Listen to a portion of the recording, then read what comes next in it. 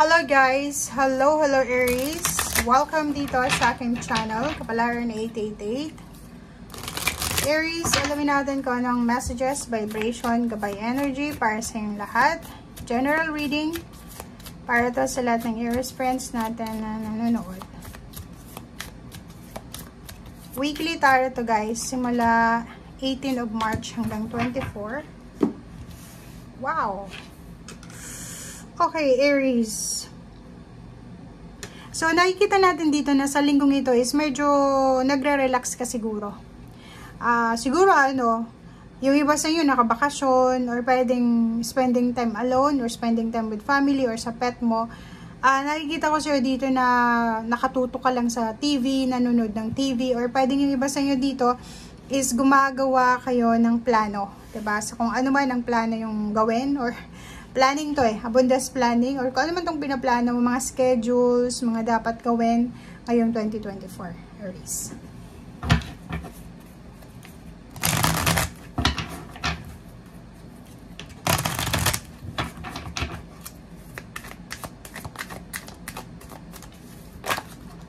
Or parang nagbabudget kayo ng pera. Wow, ang ganda ng baraha.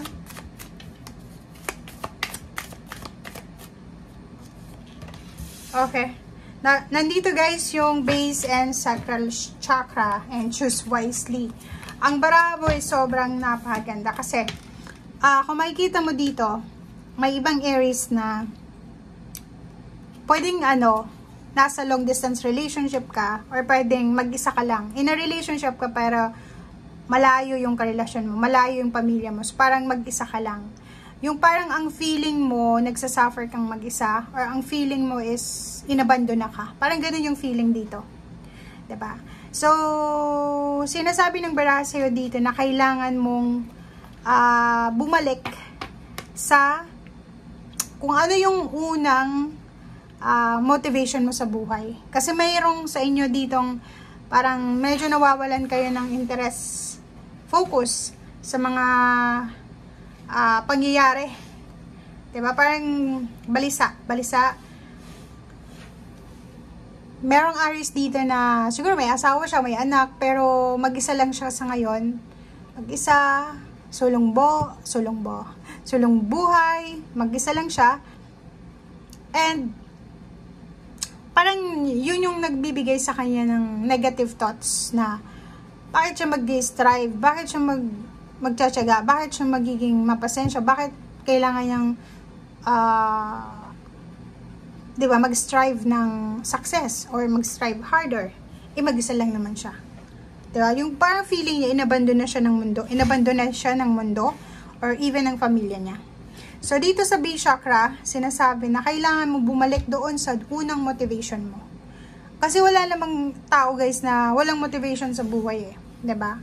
Siguro sa ngayon, may mga taong demotivated, nawawala ng focus, ang interest, pero hindi, nagsimula sila na may motivation, may pangarap sila sa buhay Nawala lang yung pangarap nila dahil sa disappointments or sa stress or sa rejection, parang ganon. So, balik ka doon. Balik ka doon sa kung ano yung nagbibigay saya sa'yo, kung ano yung nagbibigay sa'yo ng excitement.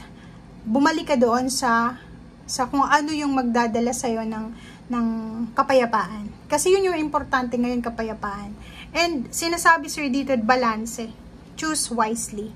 Wag kang masyadong may stress dahil sa mga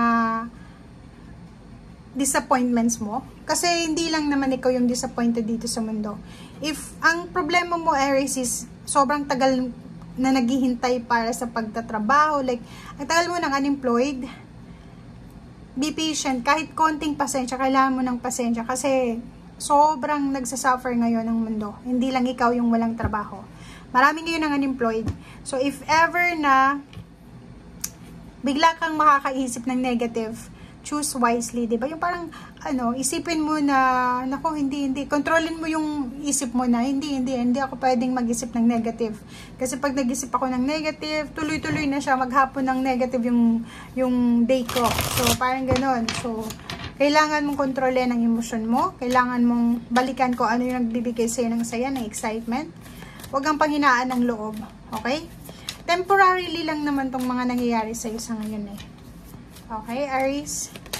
So, instead na magalit ka, ma-stress ka, yun, planuhin mo na lang kung ano yung mga next move mo, next step, and manood ka na lang ng movie, ng TV, or kung ano pa man. Okay, Wheel of Fortune. O, diba? So, nakikita ko sa'yo dito na sobrang ready ka na.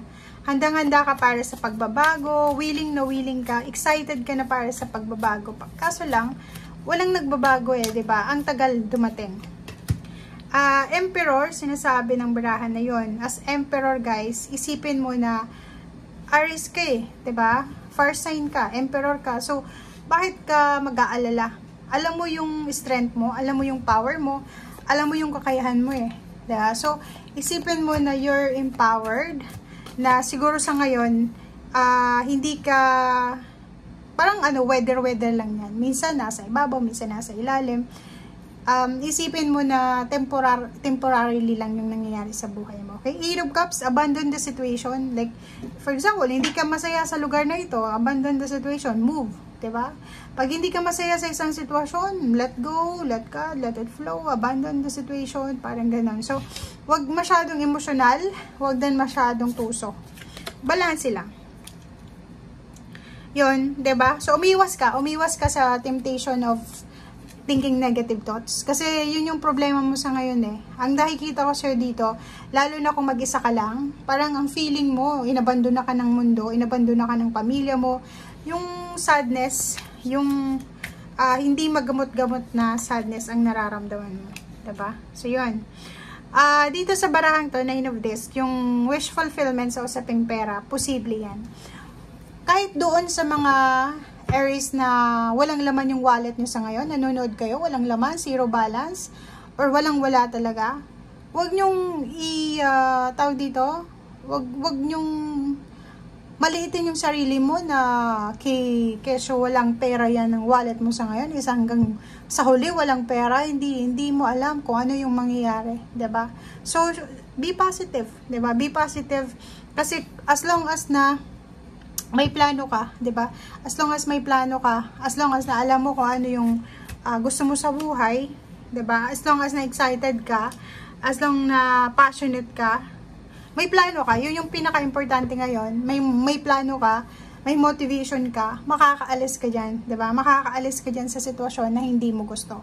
So, ang sinasabi sa'yo ng baraha sa linggong ito, if nagsasuffer ka alone, siguro prayers, una mag-pray ka na sana, kasi yung mga negative thoughts na yan, negative emotion, minsan dala yan ng mga negative forces, mga temptation. So, kailangan natin ng Panginoon sa ating sarili para labanan ito. Second is, be close to your family. Kasi hindi naman ito, wala namang sinasabi yung barahan na inabandon na ka eh.